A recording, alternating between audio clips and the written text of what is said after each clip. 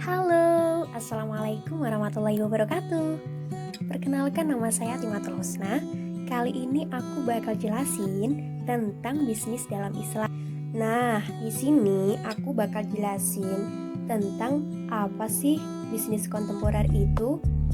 Bisnis kontemporer berasal dari dua kata, bisnis dan kontemporer.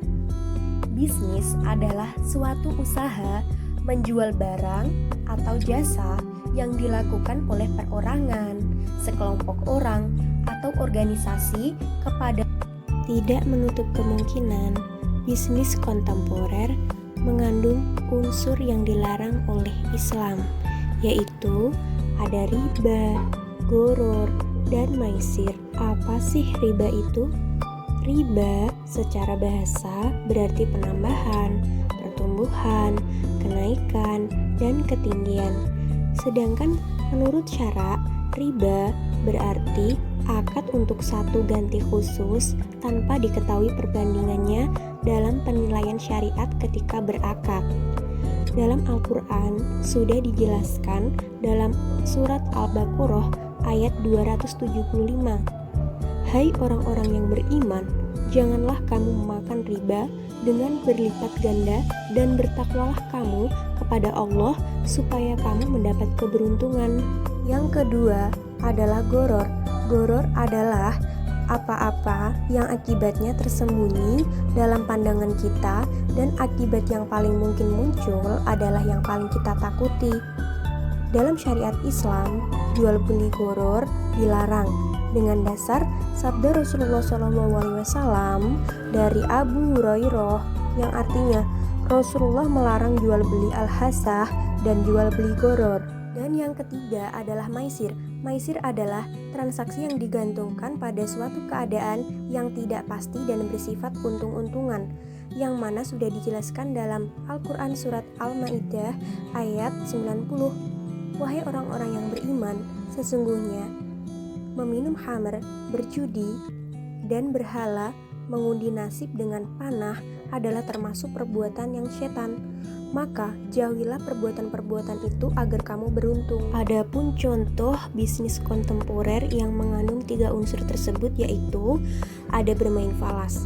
Bermain falas dikategorikan perjudian karena pemilik dana menyerahkan sejumlah uang tertentu pada agen untuk mendapatkan keuntungan tanpa adanya proses jual beli falas yang sesungguhnya. Transaksi ini dikemas dengan nama investasi. Sesungguhnya tidak ada barang yang ditransaksikan, semuanya bersifat semu. Dan pemilik dana tidak menerima valuta asing yang dibelinya. Agen tidak menyerahkan falas yang diminatkan untuk dibeli oleh pemilik dana. Transaksi seperti ini dikategorikan perjudian dan haram dilakukan. Dan yang kedua, ada transaksi forward. Hukumnya adalah haram karena harga yang digunakan adalah harga yang diperjanjikan dan penyerahannya dilakukan di kemudian hari. Padahal harga pada waktu penyerahan tersebut belum tentu sama dengan nilai yang disepakati, kecuali dilakukan dalam bentuk forward agreement untuk kebutuhan yang tidak dapat dihindari. Dan yang ketiga, ada transaksi swap, suatu kontrak pembelian atau penjualan falas dengan harga spot yang dikombinasikan dengan pembelian antara penjual falas yang sama dengan harga forward. Transaksi swap hukumnya haram karena mengandung unsur maisir. Yang keempat, ada transaksi option, yaitu kontrak untuk memperoleh hak dalam rangka membeli atau hak untuk menjual yang tidak harus dilakukan atas sejumlah unit valuta asing pada harga dan jangka waktu atau tanggal akhir tertentu.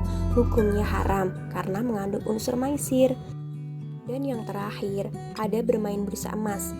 Dan dalam kegiatan ini, kegiatan emas yang ditransaksikan bersifat semu. Pemilik dana menyerahkan sejumlah uang kepada agen untuk dimainkan dalam bursa emas.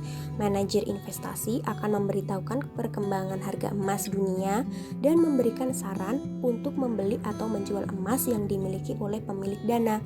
Emas yang dimaksud di sini tidak pernah diterima barangnya oleh pemilik dana karena bersifat permainan untuk mengambil keuntungan tanpa adanya transaksi real.